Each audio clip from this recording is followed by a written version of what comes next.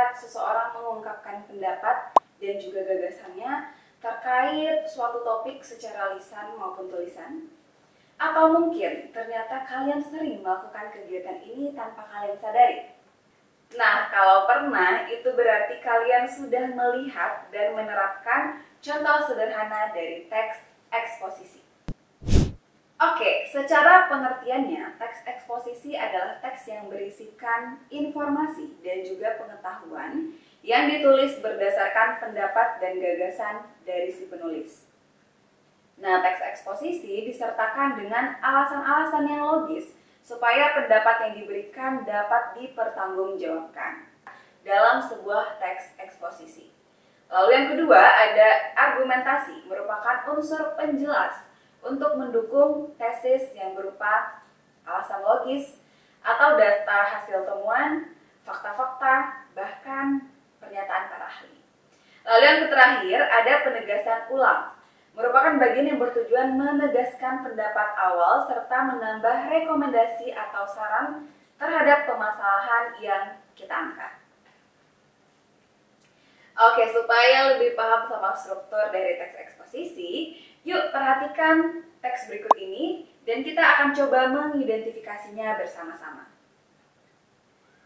Tesis pada teks tersebut terdapat pada paragraf pertama. Pada paragraf tersebut membahas pendapat penulis tentang perlunya memperbanyak resapan biopori.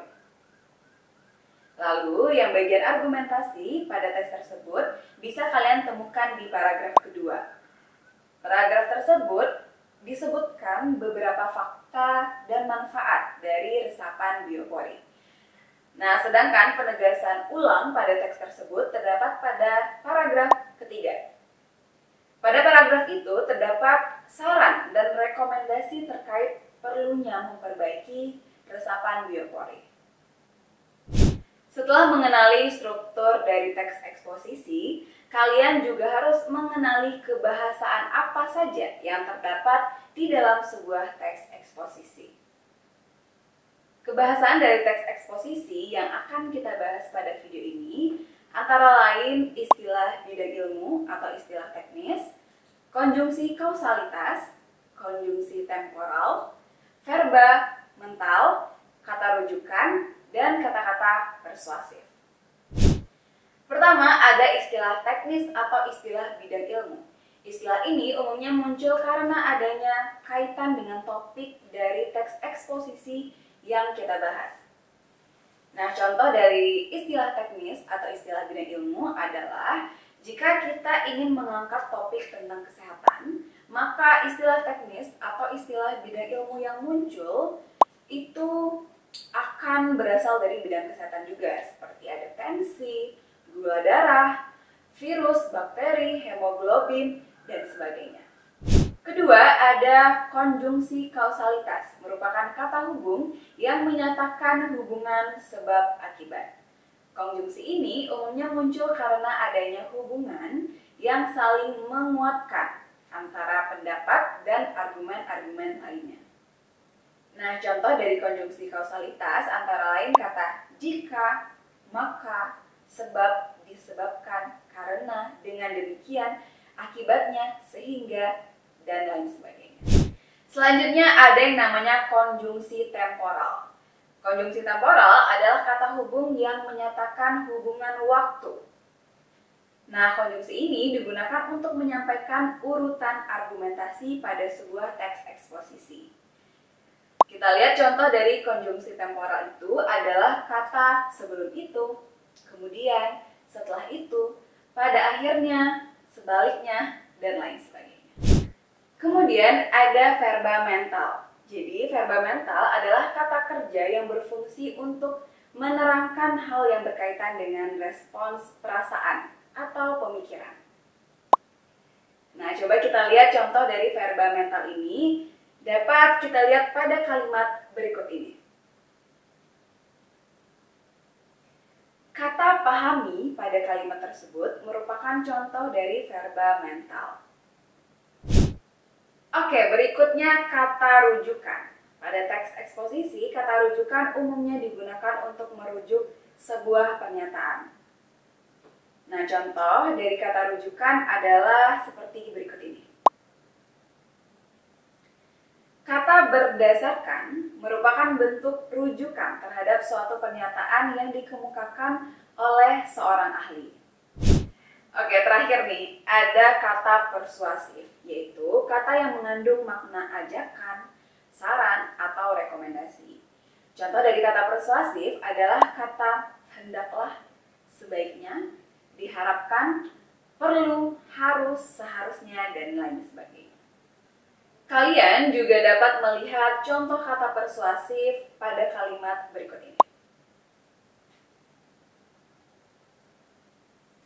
Nah, kata hendaknya pada kalimat tersebut mempunyai makna saran atas sebuah topik yang diangkat. Oke, setelah mengetahui struktur dan kebahasaan dari teks eksposisi, tentunya kalian nggak boleh melupakan adanya gagasan yang membangun sebuah teks tersebut. Sama seperti teks lainnya, teks eksposisi juga dibangun dari gagasan pokok dan juga gagasan penjelas. Pada setiap paragraf selalu terdapat satu gagasan pokok yang menjadi kerangka pengembangan dari sebuah paragraf. Nah, gagasan pokok pada teks eksposisi ini umumnya berada pada struktur tesis. Masih ingat kan sama struktur tesis yang tadi udah kita bahas bareng-bareng? Sedangkan gagasan penjelas, teman-teman, ini menjadi bagian yang menguatkan dan melengkapi gagasan pokok. Nah, gagasan penjelas pada teks eksposisi umumnya terdapat pada struktur argumentasi karena berisi beberapa alasan logis yang mendukung tesis. Gagasan sangat bermanfaat dalam penyusunan teks eksposisi lo.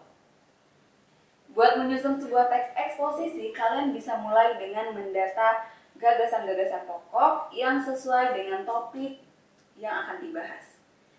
Selanjutnya, kalian bisa kembangkan gagasan-gagasan pokok tadi dengan beberapa gagasan penjelas supaya ide yang disampaikan menjadi jelas bagi pembaca.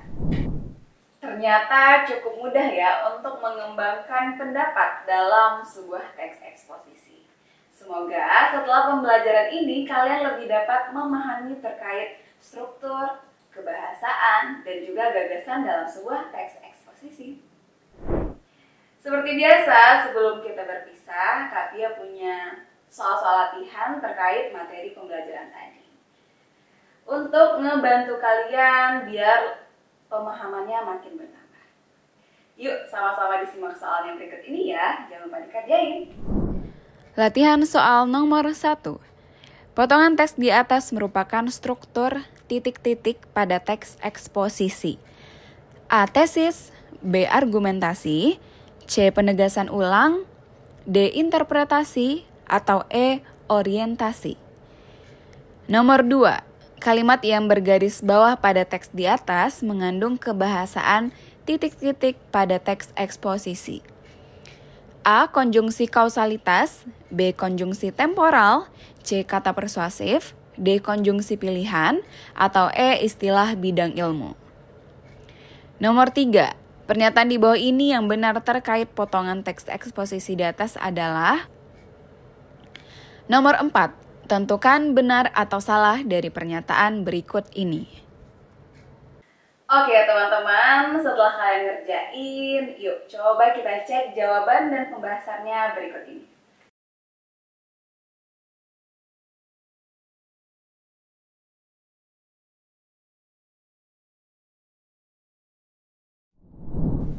Oke teman-teman, itu dia tadi jawaban dan pembahasannya. Kalau kalian udah benar semua, keren banget. Yang belum gak apa-apa, kita belajar lagi. Oke, sampai di sini dulu video pembelajaran kita kali ini.